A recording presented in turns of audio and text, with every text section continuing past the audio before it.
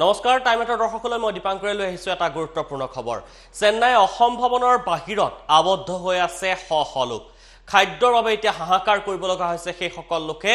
চেন্নাই অসম ভৱনৰ বাহিৰত আবদ্ধ হৈ আছে ৰেমুঠি খাদ্য আৰু আশ্ৰয়ৰ বাবে হাহাকাৰ কৰিছে এতিয়া অসমীয়াই শ্ৰমিক ৰেলেৰে অসমলৈ অহাৰ বাবে উপস্থিত হৈছিল লোকসকল আৰু চৰকাৰে ব্যৱস্থা কৰা ৰেলত আহিবলৈ অপাৰক এই সকল লোক পুনৰ আগৰ স্থানলৈ ঘূৰি যাব নোৱাৰে এই সকল লোকে আৰু পুনৰ কেতিয়া ৰেল চলাচল কৰিব তাৰো দিন নিৰ্ধাৰণ কৰা নাই চৰকাৰে আৰু এফাল দেখিবলৈ পোৱা গৈছে যাৰ বাবে বিবুধিত পৰিছে এতিয়া অসমীয়া উত্তৰ পূৰ্বাঞ্চলমুখী লোক আছিলে সকল আৰু শীঘ্ৰেই চৰকাৰে শ্ৰমিক ৰেলৰ ব্যৱস্থা কৰি ঘৰলৈ লৈ যোৱাৰ আহ্বান জনাইছে চেন্নাইৰ পৰা এই সকল লোকে আৰু চেন্নাই অসম ভৱনৰ বাহিৰতে এতিয়া এনেদৰে ৰৈ থাকিব লগা হৈছে লোকসকল আমি সেই দৃশ্য এই মুহূৰ্তত দেখুৱাব বিচাৰিছো দৰ্শকসকলক এমুঠি খাদ্য আৰু আশ্ৰয়ৰ বাবে হাহাকাৰ কৰিব লগা হৈছে চেন্নাইত কৰ্মৰ বাবে যোৱা এই সকল লোক শ্ৰমিক ৰেলেৰে অসমলৈ অহাৰ বাবে উপস্থিত হৈছিল ষ্টেচনত কিন্তু সেই ৰেলত আহিবলৈ তেওঁলোক সুবিধা লাভ নকৰিলে আৰু পুনৰ আগৰ স্থানলৈ ঘূৰি যাব নোৱাৰে এই সকল লোক আৰু এতিয়া আবদ্ধ হৈ থাকিব লগা হৈছে চেন্নাই অসম ভৱনৰ বাহিৰতে আৰু খাদ্যৰ সমস্যাত ভুগিছে লোকসকল খাদ্য আৰু আশ্ৰয়ৰ বাবে হাহাকাৰ কৰিব লগা হৈছে লোকসকলে আমি দৃশ্য এই মুহূৰ্তত দেখুৱাব বিচাৰিছো চেন্নাই অসম ভৱনৰ বাহিৰৰ সেই দৃশ্য এই মুহূৰ্তত দেখিবলৈ পাইছে এনেদৰে এতিয়া বাহিৰতে এনেদৰে ৰৈ থাকিব লগা হৈছে এই লোকসকল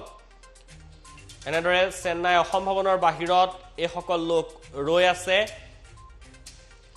শ্ৰমিক ৰেলেৰে অসমলৈ আহিবলৈ বাবে ৰেল ষ্টেচনত উপস্থিত হৈছিল যদিও সেই লোকসকল আহিবলৈ সুবিধা লাভ নকৰিলে আৰু তাৰ পৰিণতি স্বৰূপে এনেদৰে এতিয়া অসম ভৱনৰ বাহিৰতে এই সকল লোক ৰৈ থাকিব লগা হৈছে এই দৃশ্য দেখিবলৈ পাইছে চেন্নাইত আবদ্ধ হৈ থকা সকল বিভিন্ন কৰ্মক্ষেত্ৰত নিয়োজিত হৈ আছিল চেন্নাইত আৰু তেওঁলোকে শ্ৰমিক ৰেলেৰে অসমলৈ অহাৰ বাবে প্ৰস্তুতি চলাইছিল যদিও তেওঁলোক আহিবলৈ সুবিধা লাভ নকৰিলে আৰু তাৰ পৰিণতি স্বৰূপে এতিয়া খাদ্য আৰু আশ্ৰয়ৰ সংকট ভুগিছে এতিয়া হাহাকাৰ কৰিব লগা হৈছে এই লোকসকলে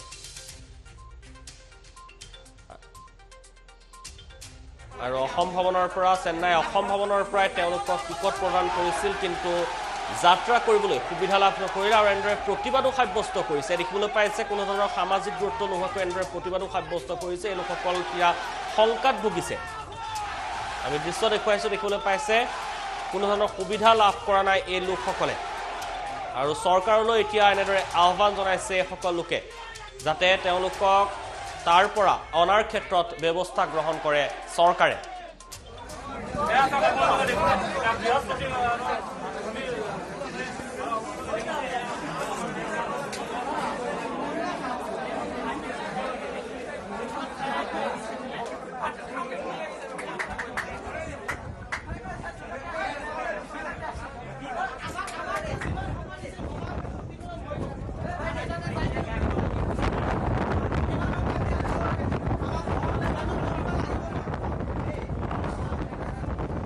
এইখিনিত হ'ল আসাম ভৱন আৰু ইয়াত বহুতখিনি মানুহ গোট খাই আছে সিহঁতে লৈ যাব বুলি আমাক মাতি আনি এইখন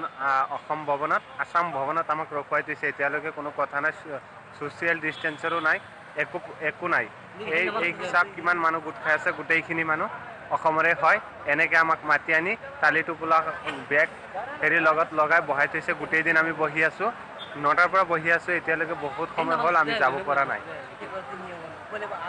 আৰু এইখিনি ঠাইৰ নাম হ'ল তামিলনাডু আৰু এয়া হ'ল আসাম ভৱন চেন্নাই তামিলনাডু নমস্কাৰ আমি চেন্নাইৰ পৰা গৈছোঁ আমাৰ ঘৰ বৰচলা মিছলামাৰী শোণিতপুৰ ডিষ্ট্ৰিক্টৰ কাৰণ আমাৰ ইয়াত অসম চৰকাৰে বোলে ট্ৰেইন দিছে কাৰণে আমি শুনি পালোঁ আৰু আমাৰ ইয়াত থকা খোৱাৰ বহুত অসুবিধা হৈছে আমাৰ এতিয়া কাম বন নাই ৰুম ভাড়া দিব নোৱাৰোঁ আমি বহুত বিপদত আহিছোঁ গতিকে আমি শুনিছোঁ আসাম ভৱনত বোলে টিকেট দি আছে বিনামূলীয়াকৈ আমি আহি ৰাতিপুৱাৰ পৰা থিয় হৈ আছোঁ প্ৰায় আমাৰ ইয়াত 3000মান মানুহ আছে কিন্তু 3000 মানুহৰ ভিতৰত মুঠ টিকেট দিলে 300 জনৰ তথাপি টিকেটটো যোনে আগত আহিছে ৰাতিপুৱাৰ পৰা থিয় দি আছে সেইবিলাকক কোনো গণৰাজ্য বা কেয়াৰ কৰা নাই আৰু সেইকাৰণে আমি অসম চৰকাৰৰ ওচৰত এটাই বিনম্ৰ অনুৰোধ কৰিছোঁ চাওক আমাৰ অসমৰ বহুত ইয়াত মানুহ আছে গতিকে ট্ৰেইন আৰু বঢ়াই দিয়ক আৰু সোনকালে লৈ যোৱাৰ চেষ্টা কৰক কিয়নো ইয়াৰ পৰিস্থিতি বহুত ভয়াৱহ হৈ আছে। মানুষগুলো দেখাইতে গেছিল ভবন দেখাইতে গেছে কোন ভবন? আসাম ভবন। এতিয়া চাওক আমি অসম ভৱনৰ ওচৰত থিয় আছো। প্ৰায় ইয়াত কমচে কম 2000ৰ বেছি মানুহ ৰাতিপুৱাৰ পৰা লাইন লাগি আছে। আপোনালোকে আমাৰ ভিডিঅ'টোৰ জৰিয়তে আপোনালোকক আমি অসম চৰকাৰক জনাব বিচাৰিছোঁ যাতে আমাৰ অসমৰ মানুহখিনি গোটেই যিমানখিনি আছে সোনকালে নিয়াৰ অসম চৰকাৰৰ দায়িত্ব লয় যেন। আৰু ইয়াত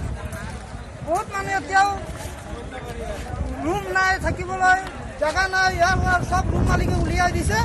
গতিকে আমি অসম চৰকাৰক বিনম্ৰ অনুৰোধ কৰিছোঁ সোনকালে ট্ৰেইনৰ ব্যৱস্থা কৰক। তামিলনাডু অসম ভৱনৰ পৰা কৈ আছোঁ। আমাৰ এতিয়া ইয়াতে ৰাতিপুৱাৰ পৰা আমি আহি বহি আছোঁ আসাম ভৱনত, কিন্তু কোনো আমাৰ ৰেছপন্সে কৰা নাই। ইয়াত ট্ৰেইন দিব বুলি কৈছে, ফৰ্ম ফিল আপ কৰি দিছোঁ, ফৰ্ম ফিল আপ কৰি দিছোঁ। এতিয়া কৈ আছে মোৰ 300 যাত্ৰীহে যাব পাৰিব। 300 যাত্ৰী যাব পাৰিব। ইয়াতে মিনিমাম 2000 মানুহ আছে।